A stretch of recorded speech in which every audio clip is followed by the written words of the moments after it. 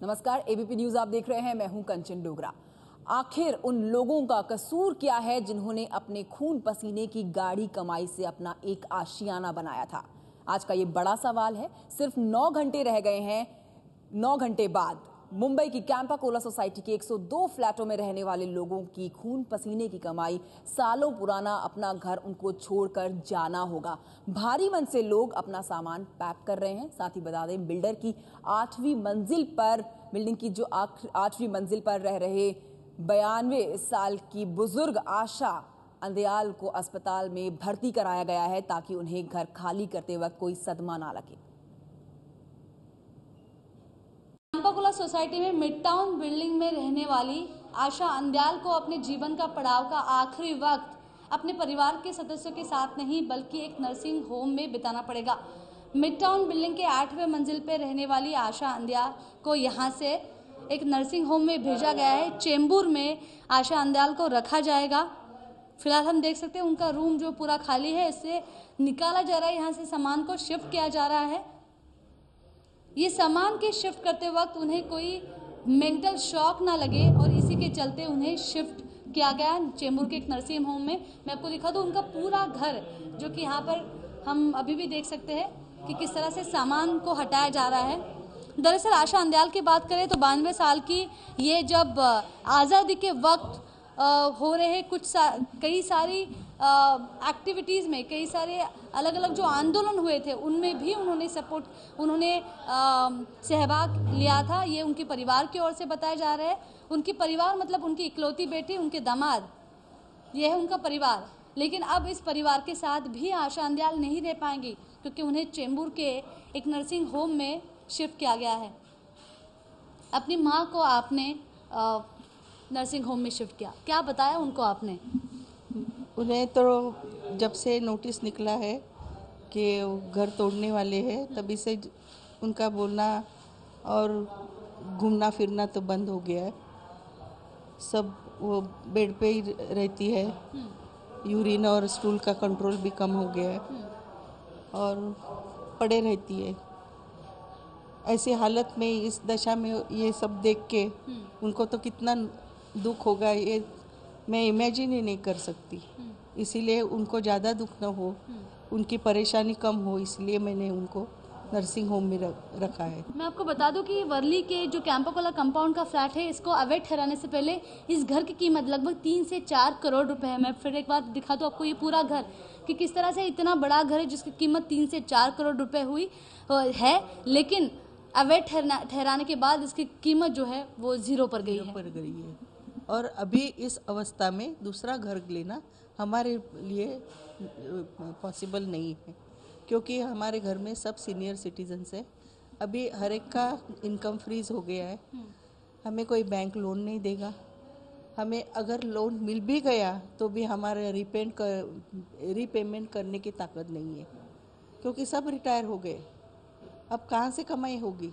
जो कुछ जमा हुआ था उसका इंटरेस्ट पे हमारा घर चलता था।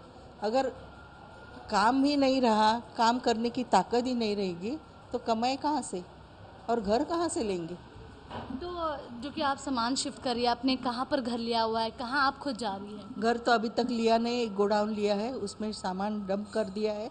जो अपने ज़रूरत की चीज़ है वो, और जो बाकी फर्नीचर है वो तो आप देख रहे हैं कि उसको हम बेच रहे हैं क्योंकि रखने के लिए दूसरा जगह ही नहीं है। अगर हमारे पास जगह होती तो ये बेचने की नौबत ही नहीं आती। किराया क्या है गोडाउन का? वैसे तो किराया कुछ 40-50 हज़ार है। और जितने दिन रहेंगे उतने दिन उतना देना ही पड़ेगा। मतलब ये महीने का किराया 40,000 रुपये है? 2-3 महीने के लिए 40,000 लिया है उन्होंने। और उसके बाद मालूम नहीं है वो क्या होगा। फिर आप कहाँ जाओगी? वो तो मालूम नहीं है कहाँ जाएंगे। जो गुनहगार है उनको नहीं पकड़ना और जिन्होंने अपना पैसा डाल के जो घर लिए है उसको जमींदोज बनाना। और हम कहाँ जाएंगे? किसी ने सोचा है हम कहाँ जाएंगे? तो ये थी आशा अंदयाल की बेटी, जो 92 साल की है आशा जी। उनको चेंबूर के नर्सिंग होम में शिफ्ट कर दिया। उसके बाद ये इस परिवार से सामान तो यहाँ से हटाया जा रहा है, गोडाउन में रखा जा रहा है, लेकिन इसके बावजूद इस परिवार ने निश्चय किया है किसी भी हालात में बीएमसी को चाबी नहीं सौंपी जाएगी। तो इन परिवारों का सिर्फ एक ही सवाल कि हम कहां जाएंगे, हमारे लिए किसी ने क्या सोचा है। बिल्डिंग में रहने वाले सिन्हा परिवार के पास आमदनी का कोई और जरिया नहीं है। उमेश सिन्हा इंजीनियर थे और अब रिटायर हो चुके हैं। भरा पूरा परिवार है, लेकिन उन्हें भी आज अपने खून पसीने से तैयार किए गए इस घर को खाली करना है। सिन्हा परिवार फिलहाल अपनी बेटी के घर रहने की तैयारी कर रहा है, लेकिन आगे क्या होगा इसका पता नहीं। चांपाकोला कंपाउंड के दूसरे परिवारों की तरह सिन्हा परिवार इस चिंता में डूबा है, तो आखिर जाए तो जाए कहां। इस परिवार के दो बुजुर्ग जो कि जिनमें से उमेश सिन्हा जो कि रिटायर हो चुके हैं, वो इंजीनियर थे और अब उनके पास कोई इनकम दूसरा सोर्स नहीं है, जिसके चलते अब उनको ये चिंता सता रही है कि आखिर दूसरा घर लेना है तो किस पैसे से ले ले। पूरा परिवार इस वक्त साथ में है। सिन्हा परिवार के जो उमेश सिन्हा है, इस घर के मुखिया, उनसे बात करते हैं कि आपने ये जब घर खरीदा था तब कई सारे सपने मन में लेकर आपने घर खरीदा होगा। अब जो कि घर छोड़ना पड़ रहा है, कहाँ जा रहे हैं आप? अभी हमारे पास तो कोई जगह नहीं है। हाँ। अगर होगा तो हम अपने डॉक्टर के पास थोड़े दिन रहेंगे, उसके बाद खोजेंगे, कहीं जगह मिल जाएगी तो चलेंगे। कहाँ रह रहे हैं आप? अभी मेरी डॉक्टर रह रही है पेजा रोड के पास में। हाँ। तो उसके साथ रहेंगे थोड़े दिन और उसके बाद खोजेंगे कि हमारे पास तो पैसा है नहीं कि हम भाड़ा दे सकते हैं, और कम से कम भाड़े का जगह खोज के वहाँ हम लोग शिफ्ट करेंगे। अभी हम यहाँ से सिर्फ सामान निकाल रहे हैं, क्योंकि सामान भी अगर बीएमसी ले लेगी तो हम कहाँ जाएंगे, कपड़े भी नहीं रहेंगे पहनने के लिए, इसलिए वो सब तैयारी करके रखा है और जब वक्त आएगा तो हमको निकलना पड़ेगा यहाँ से। जाहिर सी बात है, इस घर की महिला जो कि जिसने इस मकान को घर बनाया, कई सारी यादों के साथ अपनी बच्चियों को बड़ा करते हुए, उनसे जानने की कोशिश करते हैं, जो कि आपने एक छोटा अपार्टमेंट रेंट किया है यहाँ पर पास ही में। तो ऐसे में जो सारा सामान आपने घर में इतने सालों से लिया है, क्या वो सारा सामान उस घर में शिफ्ट होगा? बिल्कुल नहीं, एक उसका आधा भी नहीं वहाँ शिफ्ट हो सकता है। कुछ बेचेंगे, कुछ टूट गया, सब निकाल रहे हैं, सबको फेंकना ही है और कुछ दूसरा उपाय तो है नहीं। बस अब यही लगता है, सब लोग स्लोगन था मेरा भारत महान, मेरा भारत महान नहीं, मेरा भारत बेईमान, जो आज हम लोगों को ये फेस करना पड़ रहा है। और मोदी जी ने कहा था अच्छे दिन आने वाले हैं, हमारे तो बुरे दिन आ गए हैं। अच्छे दिन कब आएंगे नहीं जानते। कला जी की आंखों के आंसू ही कह रहे हैं कि उनके लिए सबसे बड़ी बात है अपने घर को छोड़कर जाना। इस घर को मैं आपको बता दूं, यहाँ पर सामान जो कि शिफ्ट किया जा रहा है, अगर हम मार्केट रेट की तौर पर सोचें तो यहाँ पर इस घर की कीमत 3 से 4 करोड़ के बीच में है। ऐसे में अगर इसे डिमोलिशन किया जाता है तो जाहिर सी बात है कि पूरे जीवन की जमा पूंजी की कीमत 0 पर आकर रुकेगी। ऐसे में चिंता सता रही है कि आखिर जाए तो जाए कहाँ। इस परिवार की दो महिलाएं, 2 लड़कियां जो कि सिन्हा उमेश और कला जी की बेटियां हैं, दोनों भी डॉक्टर्स हैं। उनसे जानते हैं जो कि अब घर छोड़ना पड़ रहा है। बहुत सारी यादें हैं, बट यादों के साथ दूसरी महत्वपूर्ण बात है कि आपके मम्मी पापा को यहाँ से शिफ्ट करना है। तो अब क्या, मतलब अब घर खरीदना होगा या फिर क्या करेंगे आप? आज सबको पता है मुंबई में घर खरीदना कितनी मुश्किल बात है। मेरे पेरेंट्स ने इतने साल पहले 30 इयर्स बैक इतनी मेहनत से, इतने अच्छे से, लगन से, प्यार से ये घर खरीदा है। हमारा पूरा बचपन इस घर में गया है, हमारी शादियाँ, हमारे बच्चे सब इस घर से हुए हैं, और आज सब कुछ ज़ीरो हो गया है। मेरे से तो मेरे पेरेंट्स का दुख नहीं देखा जाता। स्वर्णा जो कि लीलावती में डॉक्टर है, अपनी डॉक्टरी की पढ़ाई यहीं पर की उन्होंने, और अब जिस घर में पढ़ाई की, जिस घर में पूरा जीवन बिताया, उस घर को ही छोड़ना पड़ रहा है। जाहिर सी बात है, हम यहाँ पर ये देख सकते हैं कि सच में ऐसे कई सारे परिवार हैं चांपाकोला कंपाउंड में जिनके पास कोई विकल्प नहीं बचा है। अब जो कि इस परिवार की 2 लड़के, जिनमें से रूपाली जो कि खुद वो भी डॉक्टर है सैफी अस्पताल में, आपने कई सारे पेशेंट्स को ट्रीट किया होगा, कई सारे लोगों के दुख दूर किए होंगे। अब जो कि इतना बड़ा दुख आपके परिवार में है, आपको लग रहा है कहीं ना कहीं कि आप हेल्पलेस है, आप आपके मम्मी पापा का दुख दूर नहीं कर सकती? हाँ, बहुत ज़्यादा लगता है, और हमेशा एक आशा रहती थी कि ये दिन हमें नहीं देखना पड़ेगा जब से ये जजमेंट देखा था, पर एक एक करके वो सारी आशाएं निकलती जा रही हैं। और मैं तो चाहती हूँ कि मेरे पेरेंट्स यहाँ से जल्दी से निकल जाएं, ताकि जो रोज़ टेंशन में रहते हैं वो टेंशन चली जाए। तो निकल जाएंगे तो मेरे लिए ज़्यादा अच्छा है, कम से कम बीमार नहीं पड़ेंगे। हमारे कंपाउंड में इतने लोगों की जान चली गई है, किसी को हार्ट अटैक हो रहा है, मुझे वो सब नहीं चाहिए। तो मानसिक तौर से जो परेशानी हो रही है, मैं फिर से एक बार डॉक्टर स्वर्णा से पूछना चाहूँगी, जो कि आप खुद पेशेंट से बात करते हुए उन्हें जो है वो थोड़ा सा स्ट्रांग रहने की ट्रेनिंग देती है, आप उनको बताती है। ऐसे में इस बार हम ये देख सकते हैं कि आप खुद ही स्ट्रांग नहीं रही है। मैं खुद एक गायनेकोलॉजिस्ट हूँ। मैं इतने बच्चों की डिलीवरी, इतने नए लाइफ हम लोग दुनिया में लाते हैं, बट मेरे पेरेंट्स को मैं रोज़ घुट घुट के मरते हुए अब नहीं देख पाऊँगी। इट इज़ बेटर, जैसे मेरी बहन ने कहा, बेस्ट है अब अग्री करो कि हमारे ऑनेस्ट सिटीजन्स के लिए देश में अब कोई चांस नहीं है। जिसने अपनी पूरी लाइफ ऑनेस्टी से जीती, उसको एंड में ये सब छोड़ के जाना पड़ेगा।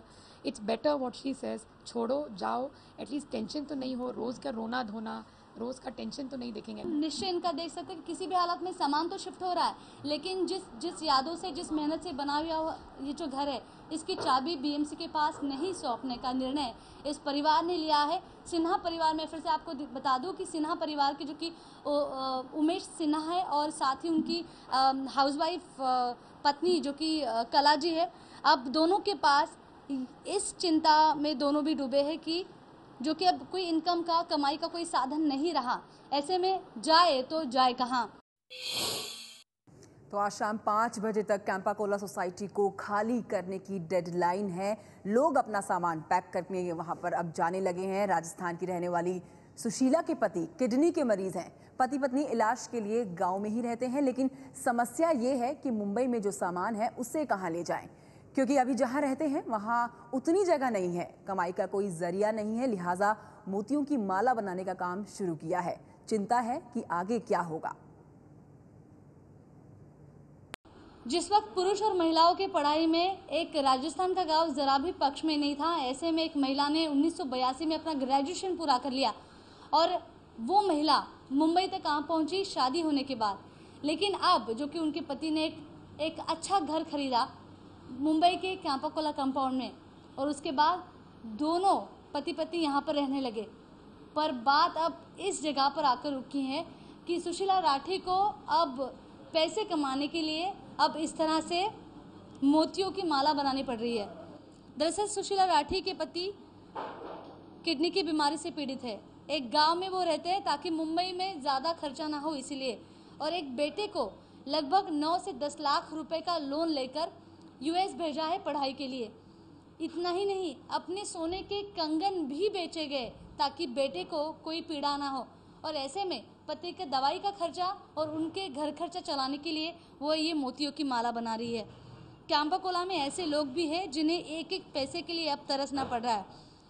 1985 में 15 लाख रुपए में ये घर खरीदा था इन्होंने इतना बड़ा, तब उनका डेयरी का बिजनेस था, और अब इस घर की कीमत 0 हो गई है। सुशीला राठी से बात करते हैं। ये काम तो बहुत मेहनत वाला है। बहुत मेहनत वाला है ये काम, बहुत मेहनत वाला है। इसको पूरे दिन ऐसे चश्मा लगा के और मीट लगा के सुई पिरोने में और बहुत टाइम लगता है। बनाने में भी, तोरण बनाने, ऐसे मोतियों का तोरण बनाने में बहुत टाइम लगता है। मेरा हस्बैंड साथ देता है, वो मेरे को बस, बाकी का काम में हम बहुत कम करते हैं। मैं खाली यही काम करती रहती हूँ पूरे दिन, तब जाके 2-3 हज़ार रुपये मेरे को मिलते हैं। अब जो कि आप यहाँ पर रहते थे लेकिन अचानक से गांव चले गए क्योंकि किडनी की बीमारी से आपके पति पीड़ित थे। किडनी की बीमारी से भी गए गांव, और हमको घर का खर्च चलाने के लिए भी हमको गांव जाना पड़ा। हमने, हमारी पर्सनल प्रॉब्लम थी, इसलिए हमने सोचा मेंटेनेंस देंगे, बेटा आएगा तो उसको घर तो मिलेगा रहने के लिए। हमने हमारा घर खर्च चलाने के लिए, दवाई का पैसे के लिए कि रेंट पे दिया था, और उससे हमारा घर खर्च चल रहा था आराम से। एक साल भर आराम से चला हमारा घर, 1 साल। और 1 साल के बाद क्या हुआ? 1 साल के बाद में ये बस जैसे ये आया भाड़ा बंद हो गया, और अभी हम बस अभी एक पैसे के लिए प्रॉब्लम में चल रहे हैं। तो इस घर का किराया लगभग 60,000 रुपये मिलता था, जिससे इनका परिवार कम से कम गांव में रह सकता था और यहाँ का मेंटेनेंस भी चुकाया जाता था।